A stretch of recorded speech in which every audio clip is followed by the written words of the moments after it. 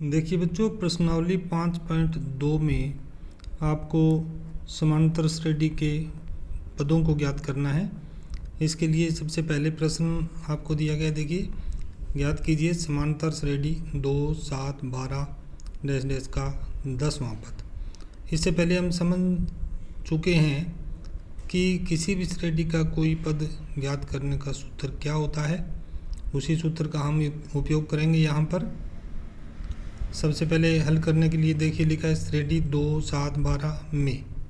अब यहाँ पर इस श्रेणी को देख करके सबसे पहले आपने लिखना है इसका ए अर्थात प्रथम पद होता है वो यहाँ पर 2 है, तो ए बराबर 2 लिखा गया है। उसके बाद आपको निकालना होता है डी, तो डी दूसरे पद में से पहला पद घटा करके निकालते हैं। यहाँ दूसरा पद 7 है, पहला पद 2 है, तो 7 में से 2 घटाने से 5 प्राप्त हुआ। तो डी यानी डिफरेंस सार्वंतर इस श्रेणी का 5 है। और हमें ज्ञात करना है 10वां पद, तो यहाँ लिखा है चूँकि 10वां पद ज्ञात करना है इसलिए n का मान होगा 10।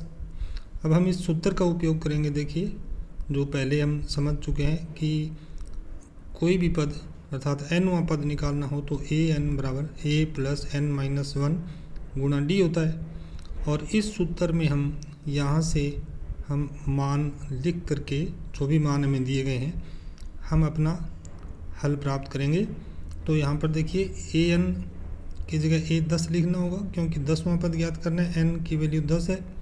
उसके बाद ए हमने देखा कि 2 है तो ए के स्थान पर 2 लिखा जाएगा, फिर ये प्लस का निशान और एन के स्थान पर 10 लिखा, -1 तो -1 और गुणा में डी देखिए हमने निकाला था यहाँ पर 5, तो यहाँ डी के स्थान पर लिखा गया है 5। अब क्या होगा आगे, 2 लिखा प्लस 10 में से 1 घटाने पर 9 प्राप्त होता है, तो 9 और गुणा में 5। अब आसानी से आप हल कर सकते हैं। 2 प्लस 9 को 5 से गुणा करने पर 45 प्राप्त होता है और इनका जोड़ने से 47 प्राप्त होता है।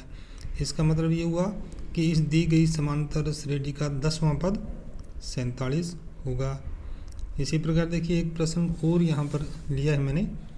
प्रश्न है √2, 3√2 माइनस 5√2 का 18वां पद हमें ज्ञात करना है।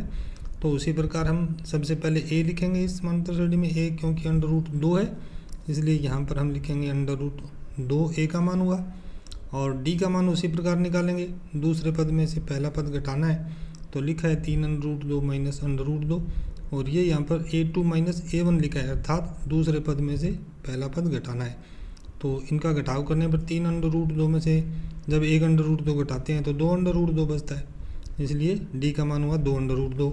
और चूँकि इसका n 18वां पद ज्ञात करना है तो n का मान होगा इसका 18, तो यहाँ पर n का मान लिखा जाएगा 18। इसके बाद वही सूत्र हमने लिखा है दोबारा और n का मान 18 लिखते हुए a 18 लिखा बराबर।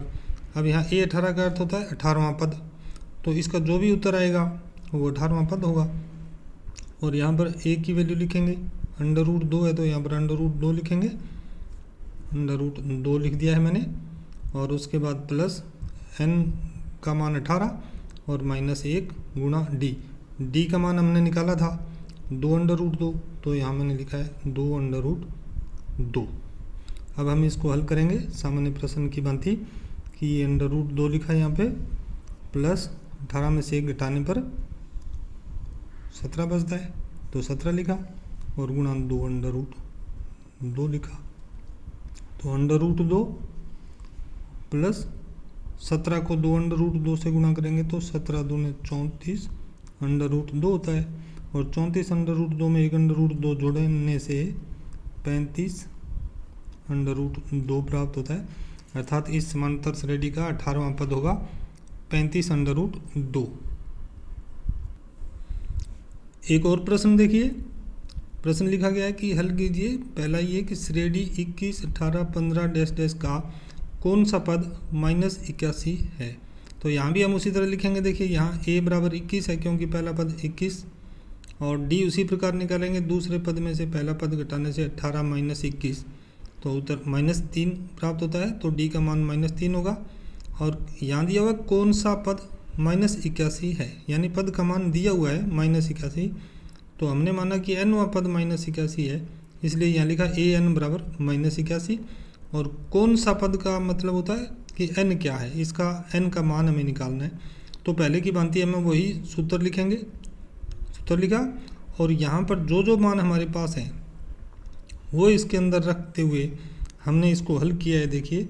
और हल करने से हमारा उत्तर प्राप्त हुआ है 35 n का मान, अर्थात 35वां पद -81 होगा।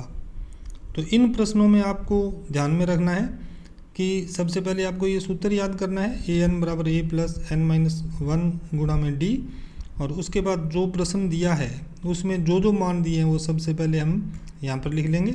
इस श्रेणी में a दिया है, d हमने निकाला है, an दिया हुआ है, n हमें ज्ञात करना है। सबसे पहले हमें इन चीज़ों पर ध्यान देना है, उसके बाद सूत्र में मान रखते हुए अपना हल प्राप्त करना है। इससे पहले वाले जो प्रश्न थे उन्हें दोबारा देख लीजिए। इसके अंदर भी हमने ये लिखा है, a दिया हुआ है जो लिख दिया, d हमने निकाला। और चूंकि यहाँ 10वां पद लिखा है, इसका मतलब होता है कि n का मान 10 है। और उसके बाद सूत्र लिखा, सूत्र में जो जो मान हमारे पास है वो रख करके उत्तर प्राप्त किया है। इस प्रकार आप ध्यान रखेंगे कि हमें ये सूत्र याद रखना है, श्रेणी में जो दिया है वो सबसे पहले लिखेंगे और वो मान सूत्र में रखते हुए अपना हल प्राप्त करेंगे।